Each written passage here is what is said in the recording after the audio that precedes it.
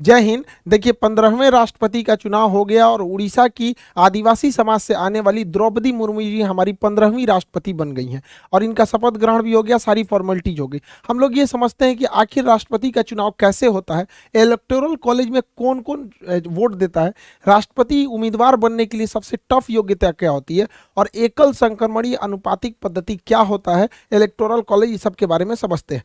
देखिए हमारा देश जब बन रहा था, संविधान बन रही थी, तो भारत को रिपब्लिक न रख के ना ही गणराज्य रखा गया, दोनों कॉमन रखा गया। देखिए रिपब्लिक किसे कहते हैं, हिंदी में इसे हम लोग गणराज्य कहते हैं। गणराज्य उसे कहा जाता है जहां राष्ट्राध्यक्ष का चुनाव होता है। देखिए राष्ट्रपति हमारे देश के प्रमुख है, शासन के प्रमुख नहीं है। तो जहां कहीं पे राष्ट्राध्यक्ष का चुनाव होता है उसे हम लोग कहते हैं गणराज्य कहेंगे। तो हमारा देश जो है, हमारे राष्ट्राध्यक्ष राष्ट्रपति हैं और उनका चुनाव भी होता है, तो उस हिसाब से हम रिपब्लिक भी आ जाते हैं, गणराज्य आते हैं। लेकिन डेमोक्रेसी किसे कहते हैं, तो डेमोक्रेसी जो होता है जिसमें शासनाध्यक्ष का चुनाव होता है। शासनाध्यक्ष हमारे यहाँ प्रधानमंत्री है, तो हमारे यहाँ शासनाध्यक्ष का भी चुनाव होता है और हमारे यहाँ राष्ट्राध्यक्ष का भी चुनाव होता है। तो इस हिसाब से हम लोग हो गए डेमोक्रेटिक रिपब्लिक, मतलब हमारे यहाँ डेमोक्रेसी भी है और रिपब्लिक भी है, यानी लोकतंत्रात्मक गणराज्य है। गणराज्य इसलिए क्योंकि राष्ट्राध्यक्ष के रूप में बैठे राष्ट्रपति का चुनाव हो रहा है, और लोकतंत्र इसलिए क्योंकि शासनाध्यक्ष के रूप में बैठे प्रधानमंत्री का चुनाव हो रहा है। तो हम लोग लोकतंत्रात्मक गणराज्य होता है, डेमोक्रेटिक रिपब्लिक है। ये हमारी प्रस्तावना में भी मिलता है। हम भारत के लोग, देखिएगा, हम भारत के लोग भारत को एक संपूर्ण प्रभुत्व संपन्न समाजवादी पंथ निरपेक्ष एवं लोकतंत्रात्मक गणराज्य बनाने के लिए, यानी हम लोकतंत्र और गणराज्य दोनों में, डेमोक्रेटिक रिपब्लिक, यानी हमारे यहाँ राष्ट्रपति का चुनाव होगा। अब ये राष्ट्रपति का चुनाव में कौन उम्मीदवार खड़ा होगा इसका डिसाइड करना जरूरी है। तो संसद के 3 अंग होते हैं, लोकसभा, राज्यसभा और राष्ट्रपति। राष्ट्रपति संसद का एक अंग है। तो कहेगा संसद के सदन कितने होते हैं, तो 2 सदन, लोकसभा और राज्यसभा। लेकिन अंग कितने होते हैं, तो 3 अंग हो जाते हैं। तो उसी में एक अंग का चुनाव, सभी अंगों का चुनाव होता है, लोकसभा का चुनाव होता है, राज्यसभा का चुनाव होता है, तो राष्ट्रपति का भी चुनाव होता है। 5 सालों पर राष्ट्रपति का चुनाव होता है। राष्ट्रपति की उम्मीदवार जो कोई भी खड़ा हो सकता है, उसको कुछ शर्तों का पालन करना पड़ता है। वो भारत का नागरिक होना चाहिए, 35 साल आयु होना चाहिए, इस शर्त को तो कोई इजीली पार कर सकता है। पागल नहीं होना चाहिए, दिवालिया भी नहीं होना चाहिए। दिवालिया उसे कहते हैं कि जो इतना कर्जा ले लिया है और अपने इनकम से ज्यादा कर्जा ले चुका है, चुका ही नहीं पा रहा है, जैसे विजय माल्या, नीरव मोदी, मेहुल चौकसी, ये लोग दिवालिया हो चुके हैं। ऐसे लोग राष्ट्रपति के चुनाव नहीं लड़ सकते, क्योंकि अगर ये जीत गए ना तो सबसे पहले अपना कर्जा उतारेंगे देश के पैसा से। तो दिवालिया नहीं होना चाहिए, लाभ के पद पर नहीं होना चाहिए। सरकारी नौकरी जो होता है ना, वो लाभ का पद होता है। जैसे आप देखेंगे कोई राज्यपाल है, वो लाभ का पद नहीं है, नेता लाभ का पद नहीं है, मंत्री लाभ का पद नहीं है। संविधान के हिसाब से ये जनता के सेवक है। सरकारी नौकरी में रहेंगे ना तो लाभ का पद हो जाएगा, तो लाभ के पद पर नहीं होना चाहिए। तो ये सब नॉर्मल योग्यताएं हैं, ये किसी के पास हो जाती है। सबसे टफ जो योग्यता होती है वो 50 प्रस्तावक होने चाहिए और 50 अनुमोदक होने चाहिए।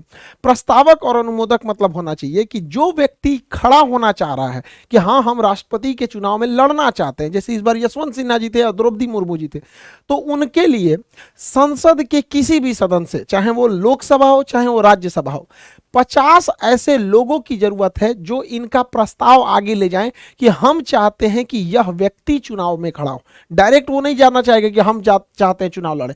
50 प्रस्तावक होना चाहिए। हो सकता है कि 20 ठो प्रस्तावक लोकसभा से, 30 ठो का जुगाड़ वो राज्यसभा से कर ले, या कुछ इसमें से कुछ उसमें से करके उसे टोटल 50 प्रस्तावक चाहिए।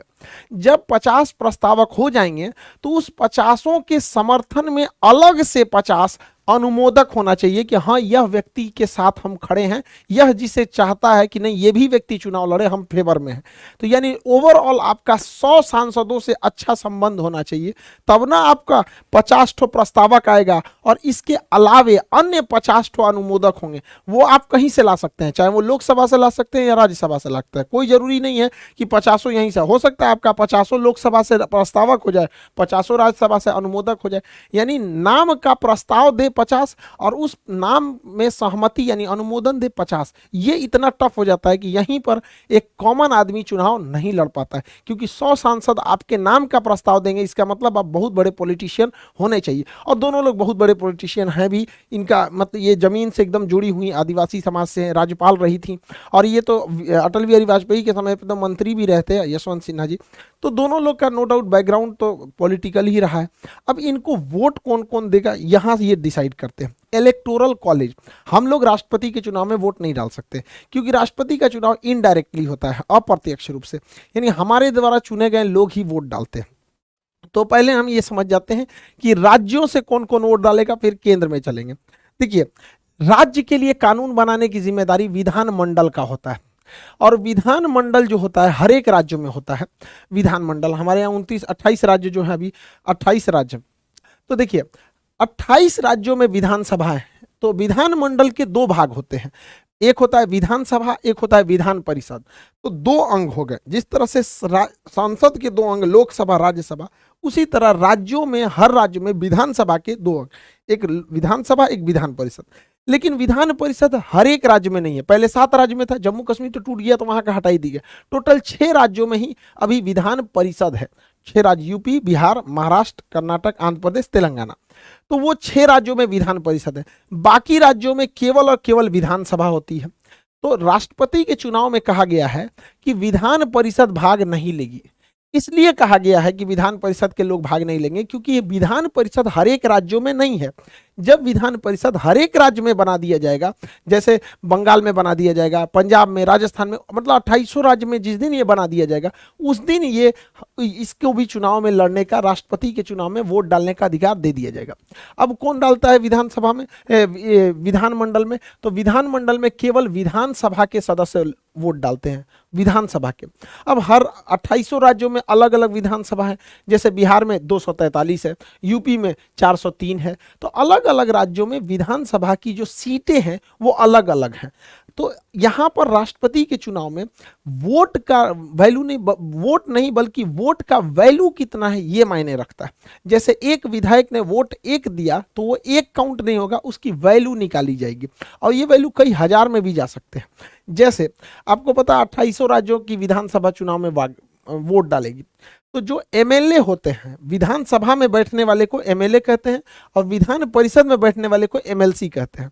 तो एक एमएलए के वोट की जो वैल्यू होती है वो उस राज्य की जनसंख्या में भाग दे दिया जाता है। उस राज्य में टोटल कितने एमएलए की संख्या, जैसे बिहार की बात करेंगे तो 12 करोड़ जनसंख्या हो गई। अब बिहार में 243 विधायक यानी एमएलए हो गए। इनसे भाग देने के बाद फिर 1/1000 से कर देते हैं, तो वैल्यू निकलती है। इस फॉर्मूला को अगर आप ध्यान से देखेंगे तो आपको समझ में आएगा कि जिस राज्य की जनसंख्या ज्यादा है उस राज्य के एमएलए की वोट की वैल्यू ज्यादा रहेगी। जैसे उत्तर प्रदेश में यूपी की जनसंख्या सबसे ज्यादा 22 करोड़ है, तो यूपी की जनसंख्या में यूपी के जो एमएलए होंगे उनके वोट का वैल्यू सबसे ज्यादा होगा। सबसे ज्यादा होता है यूपी के। अब सॉल्व करना पड़ेगा, जैसे यहाँ 22 करोड़ जनसंख्या हो गई, बटा 403 विधानसभा के हैं तो उनको भाग देंगे, फिर 1/1000 करेंगे, तो ये वैल्यू जो निकलती है वो आती है 208। यानी अगर यूपी का कोई एक विधायक 1 वोट डालता है तो वोट काउंट होगा 1, लेकिन उसकी वैल्यू हो जाएगी 208। इस तरह से टोटल यूपी में 403 सीटें हैं। एक सीट की वैल्यू 208, तो 403 सीट की वैल्यू अकेले 83,824, यानी उत्तर प्रदेश से अकेले राष्ट्रपति को 83,824 वोट मिल जाता है, क्योंकि उत्तर प्रदेश की जनसंख्या ज्यादा है। उसी तरह अगर देखेंगे सबसे कम जनसंख्या सिक्किम में, तो सिक्किम की जनसंख्या बहुत कम है, तो सिक्किम की जनसंख्या बटा वहां के टोटल एमएलए की संख्या से भाग देंगे तो सिक्किम में एक एमएलए की वोट की वैल्यू बहुत ही कम होती है, लगभग 7, मतलब बस 7 होती है, और टोटल 32 सीट है। तो वहां सिक्किम पूरा स्टेट से महज 224 वोट मिल पाते हैं। तो देखिए यूपी इसलिए इलेक्शन के हिसाब से बहुत आगे है, मतलब फेमस है, उसकी वैल्यू बहुत ज़्यादा है। इस हिसाब से जैसे हम यहाँ 2 यूपी का बताया, सिक्किम का बताया, हर एक राज्य का जब निकालेंगे तो 2800 राज्य के टोटल जो विधायक हैं 2800 राज्य में, उसको मिलाएंगे तो 4033 टोटल एमएलए आएंगे, 4033। जैसे बिहार में 243, यूपी में 403, ऐसे टोटल मिलाएंगे 2800 राज्य की, तो टोटल एमएलए आते हैं 4033, और हर एमएलए की वोट अलग अलग होती है, जनसंख्या पे डिपेंड करती है। टोटल 4033 को जोड़ेंगे तो वोट आता है 5,43,231, यानी हर 28 राज्य का अगर एमएलए वोट दिया राष्ट्रपति को तो टोटल वोट गया कितना, 4033। लेकिन उन वोटों की जो वैल्यू होती है वो हो जाती है 5,43,231। ये हो गया एमएलए का वोट। अब बात करते हैं जो केंद्र में सांसद बैठे हैं, सर एमपी बैठे हैं, उनके वोट की वैल्यू देखते हैं। तो उनका वोट का वैल्यू निकालने से पहले आपको ये पता होना चाहिए, तभी निकल सकता है, इसलिए पहले हम इसको बताएं। एमपी के वोट कैसे निकालते हैं? देश के लिए जो कानून बनाता है वो होता है संसद। तो संसद में लोकसभा और राज्यसभा में निर्वाचित सदस्य ही वोट डालते हैं। निर्वाचित सदस्य देखिए 543 जो होते हैं वो ही निर्वाचित होते हैं लोकसभा में, टोटल के टोटल निर्वाचित नहीं होते हैं। दो एंग्लो इंडियन वोट नहीं डाल सकते हैं। एंग्लो इंडियन उन्हें बोला जाता है कि जब यहाँ पे अंग्रेज रहते थे, यानी यूरोप वाले जब हमारे यहाँ शासन करते थे, तो कुछ ब्रिटेन वालों का शासन था, फ्रांसीसियों का था, पुर्तगालियों का था, डचों का था, डेनमार्क वालों का था, स्वीडन वालों का था। तो वो लोग क्या करते थे, यहाँ की महिलाओं से शादी भी कर लेते थे, और यहाँ से जो उनके बाल बच्चे होते थे वो एंग्लो इंडियन कहलाते थे, यानी अंग्रेज पिता और मतलब भारतीय माँ, तो एंग्लो इंडियन कहलाते थे। जब भारत गुलाम था तो हजारों की संख्या में यहाँ अंग्रेज रहते थे, तो उनकी यहाँ फैमिली भी होती थी।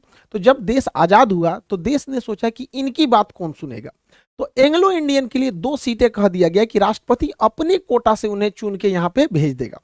तो दो एंग्लो इंडियन का चुनाव नहीं होता है, बल्कि राष्ट्रपति सेलेक्ट कर लेते हैं। इसलिए कहा जाता है कि जब राष्ट्रपति सेलेक्ट किया है तो ये राष्ट्रपति का ही फेवर करेगा, इसलिए इसको वोट ही मत डालने दो। तो लोकसभा से 2 एंग्लो इंडियन वोट नहीं डालते हैं। लोकसभा में टोटल 543 ही लोग वोट डालते हैं, और राज्यसभा में 233, 250 का 250 वोट नहीं डालता है, 233 ही राष्ट्रपति के चुनाव में वोट डालते हैं। 12 सदस्यों का राष्ट्रपति चुनते हैं, जैसे खेल से किसी को चुन लिए, फिल्म से चुन लिए, कला से चुन लिए, संस्कृति से चुन लिए। तो राष्ट्रपति अगर किसी को चुना है और उस व्यक्ति को वोट डालना रहे तो उसी राष्ट्रपति का फेवर करेगा, उसी से पूछ लेगा किसको वोट डाले। जनता ने तो उसे चुना नहीं है, तो लोग यहाँ का दिया गया जनता ने जिसे वोट दिया वही चुनेगा। तो संसद के 2 सदन, लोकसभा और राज्यसभा। तो लोकसभा से टोटल 543 लोग वोट डालेंगे और राज्यसभा से 233 लोग डालेंगे, यानी टोटल संसद से बात करेंगे तो 776 वोट होता है, और टोटल राज्यों की विधानसभा को मिलाएंगे तो 4,33 होता है। तो यानी इतने लोग वोट डालेंगे, इनकी वैल्यू निकाला जाए।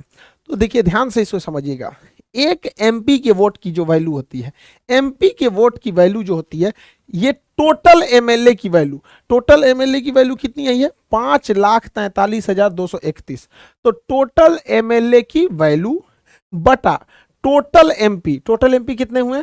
776, यानी टोटल एमएलए 5,43,231 बटे 776। जब इसको भाग देते हैं तो एक एमएलए की वोट 700 आती है, एक एमपी की वोट 700 आती है। इसको जब भाग देते हैं तो अब देखिए, एक एमपी की वोट 700 और टोटल राज्यसभा लोकसभा मिला के टोटल एमपी कितने वोट डालने जा रहे हैं? 776। तो 700 गुणे 776 करेंगे तो ये भी आता है 5,43,200, यानी टोटल एमपीओ की वोट की वैल्यू भी 5,43,200 और टोटल राज्यों के एमएलए को भी मिलाया जाएगा तो 5,43,231, यानी ये वाला थोड़ा 31 को वैल्यू ज्यादा आ रही है, वो तो वैल्यू है वजह। तो यानी आप समझ गए कि सांसदों की टोटल वैल्यू बराबर राज्य, हर एक राज्यों के एमएलए के वैल्यू को मिला देंगे तो बराबर आ रहा है। तो यानी अकेले संसद भवन 28 राज्यों के विधानसभा से बराबर वैल्यू रखती है। तो देखिए यहाँ पे 5,43,200 और 5,43,231, तो 31 है तो वैल्यू में ज्यादा है थोड़ा सा, ये दोनों बराबर हो गए। यानी अगर राष्ट्रपति के वोट में टोटल कहा जाएगा कितने लोग चुनाव वोट डालते हैं, तो विधानमंडल से 28 राज्य का मिला के 4,033 और संसद में 776, दोनों को जोड़ देंगे तो 4,809। यानी राष्ट्रपति के चुनाव में टोटल कितने लोग भाग लेते हैं? तो 4,809 लोग भाग लेते हैं, और इन 4,809 लोगों ने जो भाग लिया, यानी जो एमएलए और एमपी ने भाग लिया, वोट डाला, इनके टोटल वोट की वैल्यू कितनी होती है, तो वह वैल्यू होती है 10,86,431। 10,86,431 ये टोटल वैल्यू। यानी राष्ट्रपति के चुनाव में अगर किसी का वोट बर्बाद ना हो, इन्ने उन्हें नहीं मारे, तो टोटल इतना ही वोट आता है। इसी को कहते हैं राष्ट्रपति का इलेक्टोरल कॉलेज।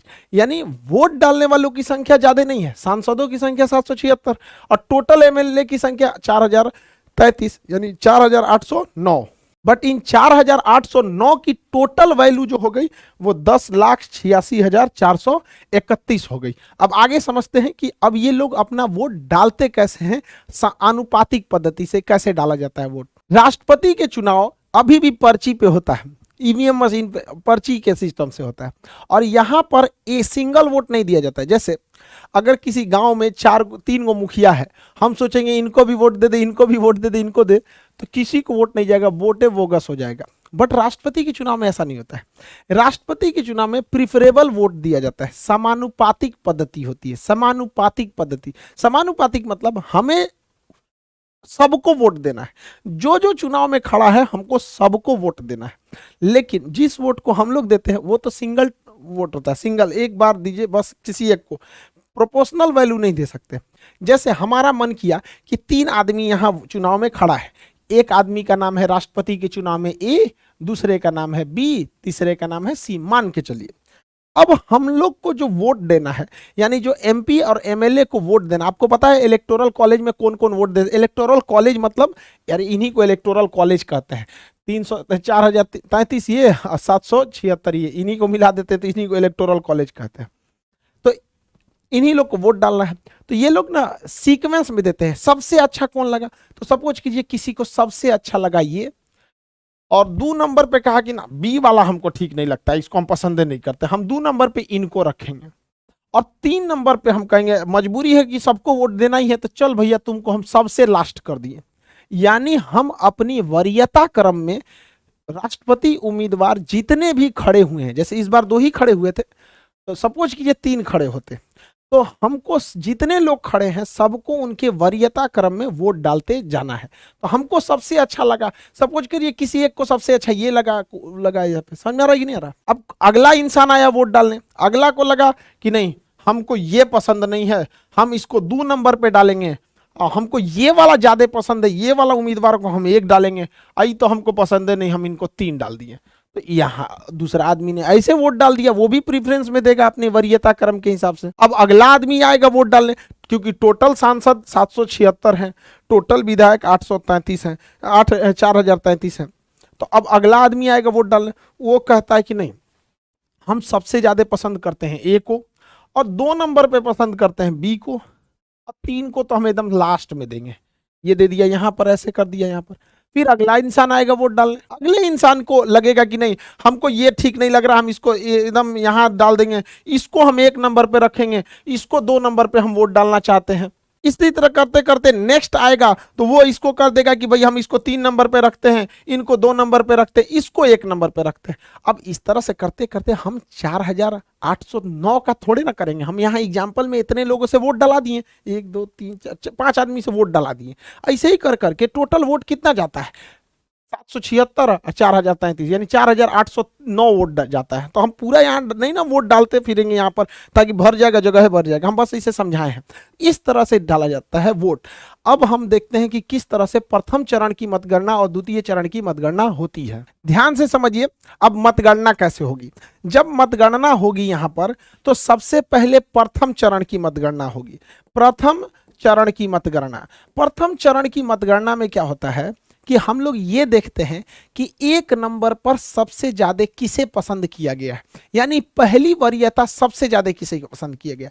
तो 1 नंबर पर आप गिन के बताइए। हम तो यहाँ बस एग्जांपल के तौर पे 5 वोट लिए हैं, वैसे तो सबने वोट डाला रहा था। 1 नंबर पे कितने लोगों ने सेलेक्ट किया है, ध्यान से देखिए। 1 नंबर पर ए को 1 2 यानी 2 लोगों ने इसे पहली प्राथमिकता दी है, और इनको देखिए 1 और 2, इसको भी 1 नंबर पर 2 लोगों ने प्राथमिकता दे दी है, और इनको केवल 1 ही ने दिया है। अब बताइए कौन जीतेगा।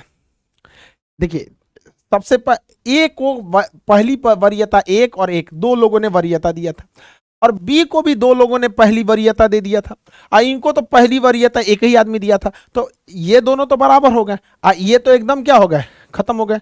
तो इनमें क्या होता है कि इनके वोट को इन दोनों में ट्रांसफर कर दिया जाता है, कहा जाता है कि तुम जाओ, अब हारिए गए हो तो घरे चल जाओ, तुम्हारे वोटों का कोई वैल्यू नहीं है। तो इसे कहते हैं सिंगल ट्रांसफरेबल, एकल संक्रमणीय। तो ये हो गया एकल संक्रमणीय गिनने का तरीका। और अनुपातिक पद्धति मतलब हो गया हम सबको उनके अनुपात में वोट डालेंगे। तो राष्ट्रपति का चुनाव एकल संक्रमण, यानी जो कम वोट पाया है उसका वोट बाकियों को दे दिया जाता है कि भाई तुम जाइए रहो तो हमेशा के लिए जाओ, और तुम जीत रहे हो तो अच्छा से जीतो। और अनुपातिक पद्धति का मतलब होता है कि अनुपात में वोट डालना है। समझ में आ गया कि नहीं? अब ये बताइए, पहली चरण की मतगणना में तो कोई जीता ही नहीं, दोनों बराबर हो गए। अब बताइए ए जीतेगा कि बी? तब यहां होता है द्वितीय चरण की मतगणना। द्वितीय चरण की जब मतगणना होगी तो हम लोग अब देखेंगे कि द्वितीय वरीयता किसको ज्यादा मिला है, क्योंकि प्रथम वरीयता में तो दोनों को बराबर बराबर मिला, द्वितीय वरीयता किसको ज्यादा मिला है। तो 2 नंबर पर इनको एक आदमी ने पसंद किया है, 2 नंबर पर एक आदमी ने यहां पर पसंद किया है, तो यहां लिखेंगे एक। और कोई इनको 2 नंबर पर रखा है? नहीं, ये तो खत्म ही हो गए। इनको 2 नंबर पे कितने लोगों ने रखा है? 1 और 2, यानी इनको 2। इस हिसाब से विजेता हो गए 2 नंबर, यानी बी वाला व्यक्ति विजेता हो गया। और यह बी जो विजेता हुआ है वो प्रथम चरण में नहीं हुआ है, वह द्वितीय चरण में हुआ है।